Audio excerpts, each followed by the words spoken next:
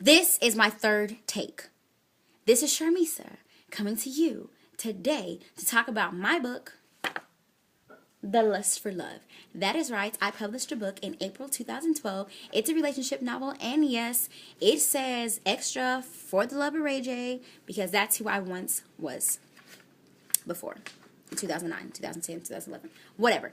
Anyway, I'm going to read some excerpts from chapter 7, Just Friends.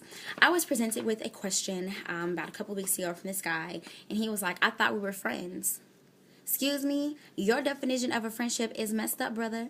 Anyway, chapter 7, Just Friends. I'm going to skip around the chapter because I don't want to read the whole thing. I'm going to run out of voice. I have rehearsal tonight. Anyway. I've always been told to date with the intention of marriage, and I don't understand why everyone doesn't feel this way.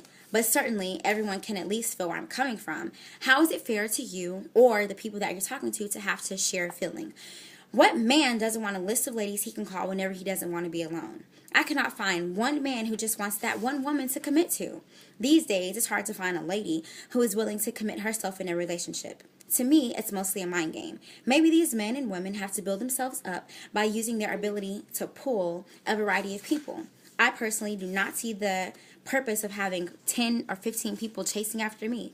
I just don't want it. Like, I don't have the energy to entertain 10 or 15 guys. Maybe one or two, 3 at the most. Wait, 15? No. Are you serious? Like, what women, as women, we thrive on emotions. We get emotionally involved with the man.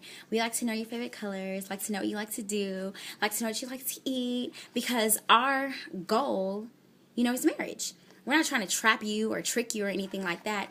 We, by nature, like to cater, even to you knuckleheads who really don't deserve it, but that's just our nature. And some girls nowadays are just takers, are gold diggers, and they want whatever you have to offer or what they think you have to offer. Getting back to my chapter. Whatever happened to intimacy? What about the security of knowing that the person you're spending time with is only wanting to spend time with you? What happened to trusting each other with your innermost thoughts and feelings? What happened to being able to call each other in the middle of the night when sleep doesn't come easy? What happened to honoring yourself and respecting your worth and everyone else's? Why did that woman give so much of themselves and allow themselves to be sucked up into the fad of being just friends? Let's talk about this fad of being just friends.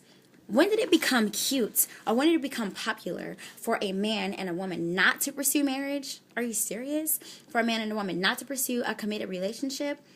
How fun is that? Is that like fun? Is that like the norm nowadays? Unfortunately, it is. A fad is something that's adopted by one person to another and to another until it spreads over the whole world, and it's just like common things to do. Just like the baggy pants. Oh my gosh, do you guys know where that started from? That actually started in prisons, where the homosexuals would actually sag their pants to let them know, let the other people know, I'm open for business. You can come and you can have me. Is that how you want to be perceived? No, that should not be how you want to be perceived. Anyway, getting back to my book. What happened to the desires to develop meaningful relationships? What happened to knowing that the man you are with is actually with you too?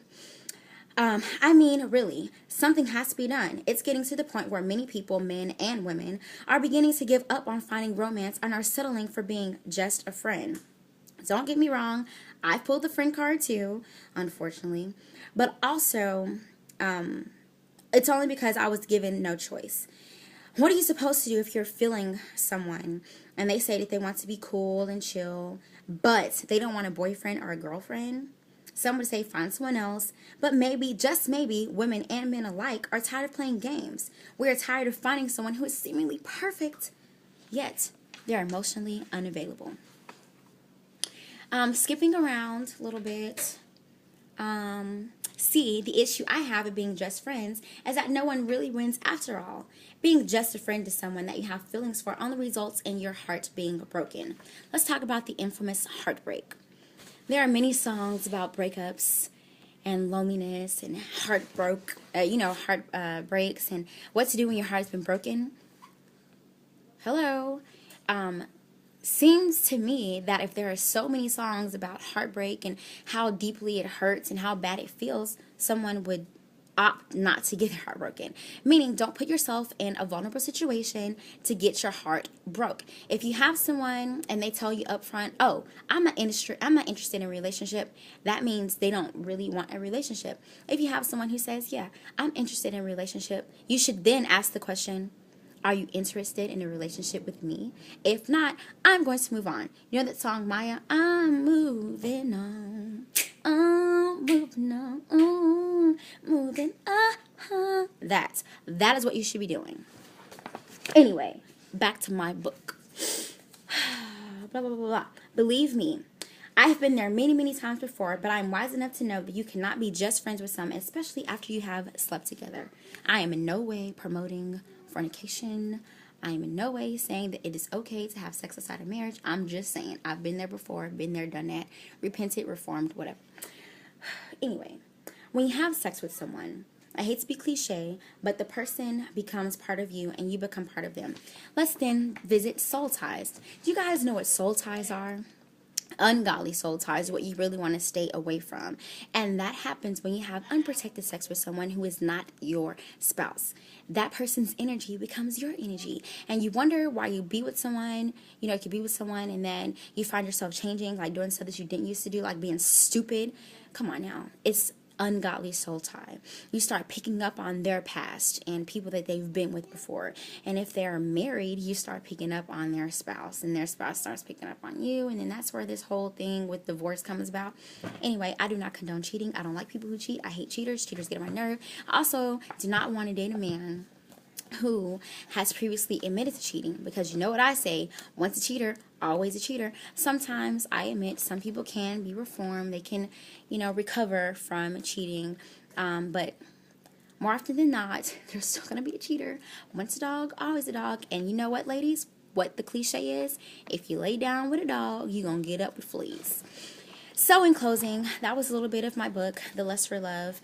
I have other chapters that you may be interested in reading.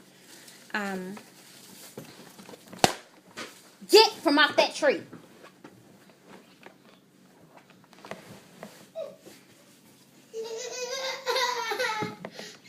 You may be interested in reading chapters like Young Love, Love Actually, The Fear of Love, Deceit. This is for the ladies, women versus girls, just friends, fear rejection, what men want, what do men look for, what women want, what does it mean to be a woman, change the dating game, to say or not to say, is your past present, how do you know when it's love, is there hope for the single, is it possible to fall in love overnight, lust and love, extra love, and introduction to Sharmisa. I also have a couple poems in there, one called Set Free and one called Dreams. Anyway, I have thank yous and I thanked my sunshine, and I'm out. So, read it, The Lust for Love. It's a novel by me. You can look for it on Amazon.com.